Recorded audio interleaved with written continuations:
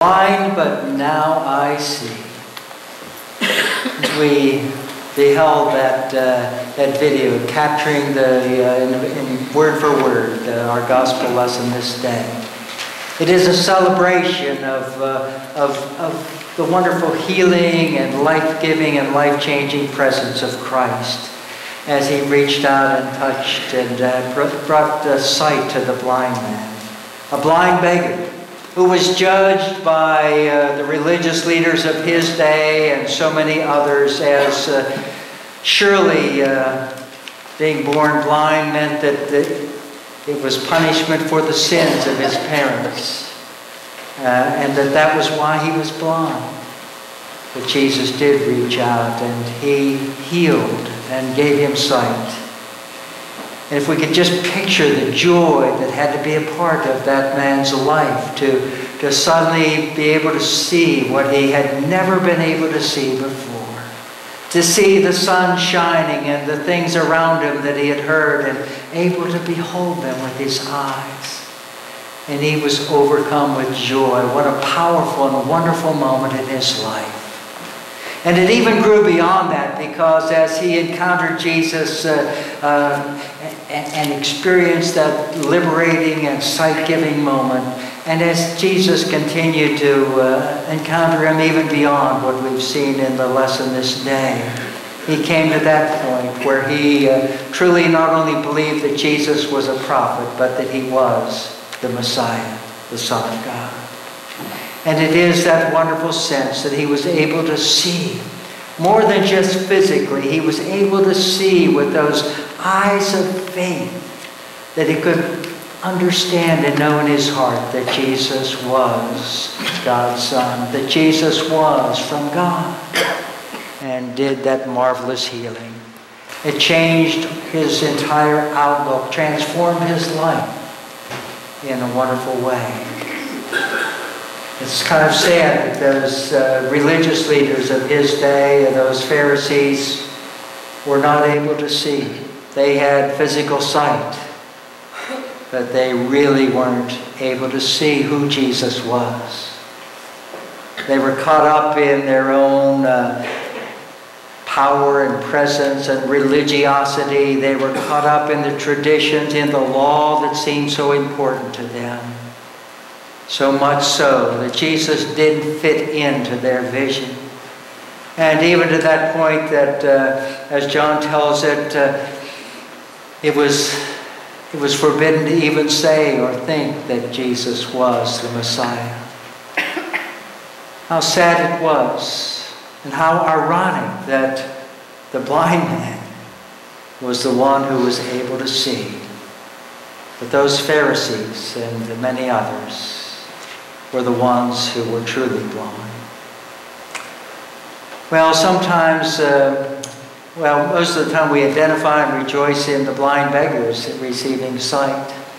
But in some ways, there's a bit of the Pharisees and a bit of that in us too, as we live out our lives. For often we're really fitting Christ into the mold and into the size of our beliefs and our thoughts and how we think it ought to be, rather than being open to that wonderful presence of the Christ and to new sights and new vision and new understandings.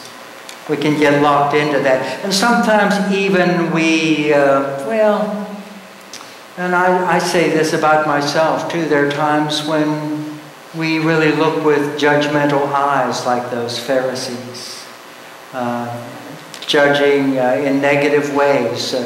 I can't even count the many times that I've heard someone to say to me, a minister no less, that those poor folks, the stories of someone in a Cadillac driving up with food stamps, or those poor people are cheating, or this or that kind of thing. How we tend to place judgments on others and how readily we can do that. And how also we ourselves can be even blind like those Pharisees, and be blind not only in terms of placing judgments out there, but sometimes we really don't see those in need. Sometimes we really don't behold that. We're successful folks here, all of us. And we relate to one another and share a wonderful vision and a wonderful life. Well, it has its ups and downs and trials as well, as everyone does. But there's a vast gulf between us and those who Jesus called the least of these. Oftentimes we really don't see them. I've seen many times where a mayor or a city council will decide that those poor folks shouldn't be out loose on the street, so they get run out of that section or that section.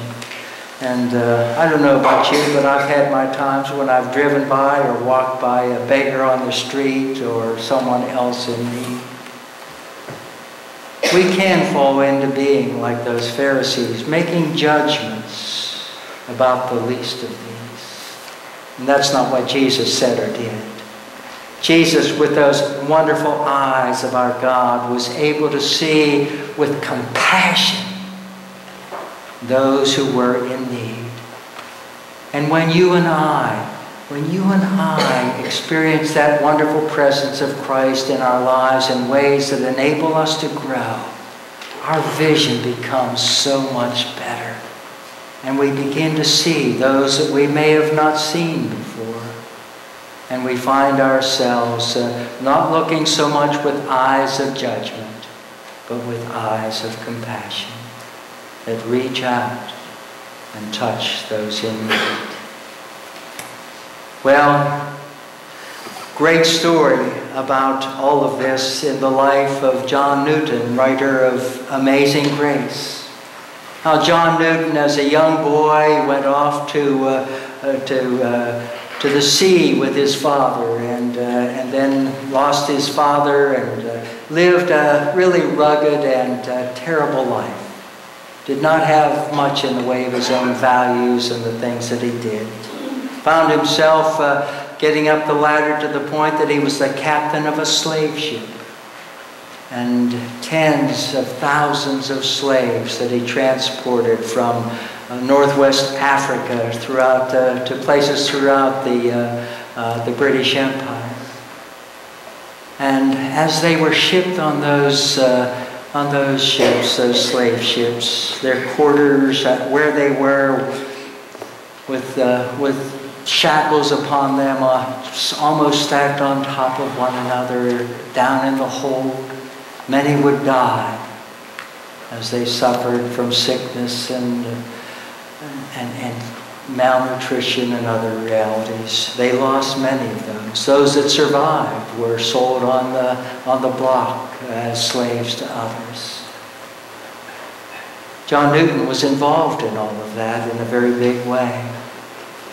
And it's no wonder that he wrote in that first verse of Amazing Grace, about that amazing grace that saved even a wretch like me.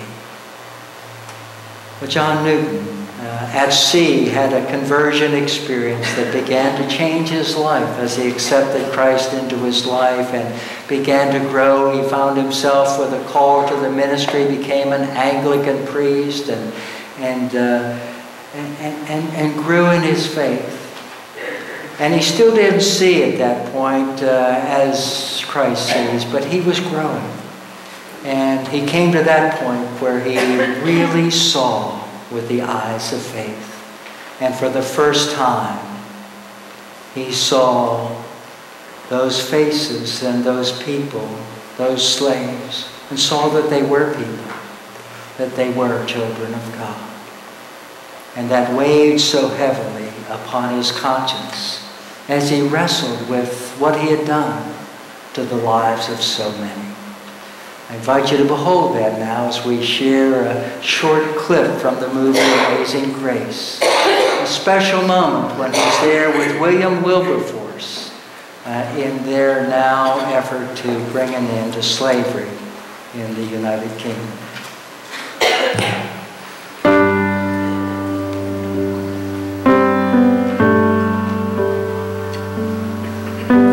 I wish I could remember all their names.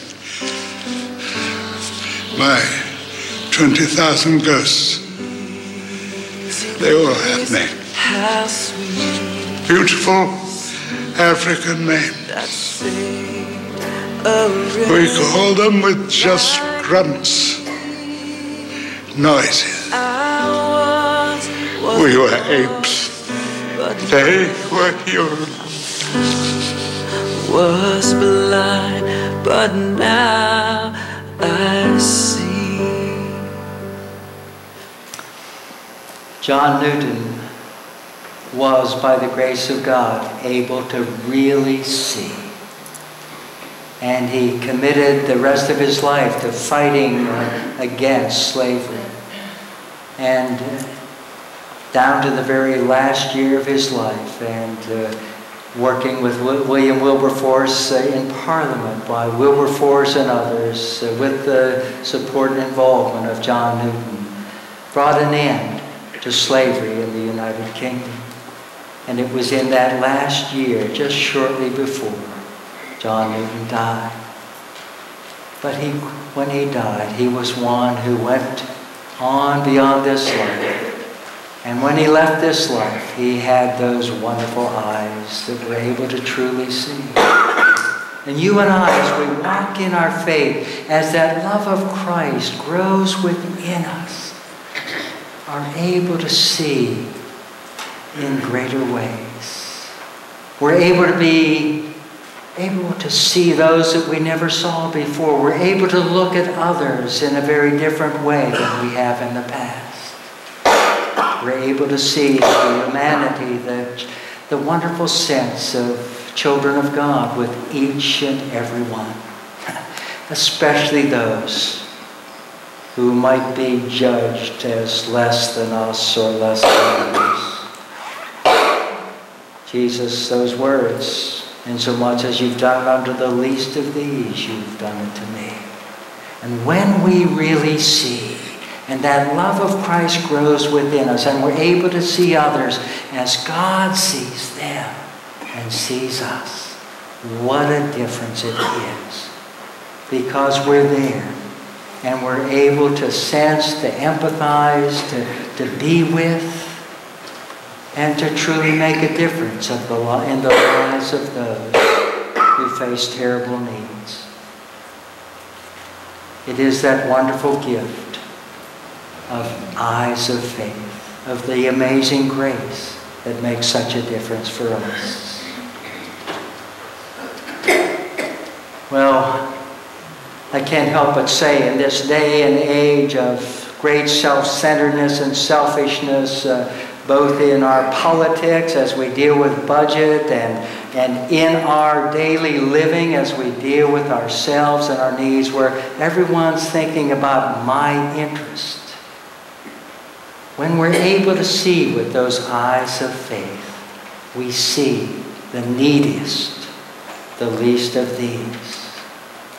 And we're motivated and empowered to speak up on their behalf and to reach out in ways that alleviate the suffering that so many endure.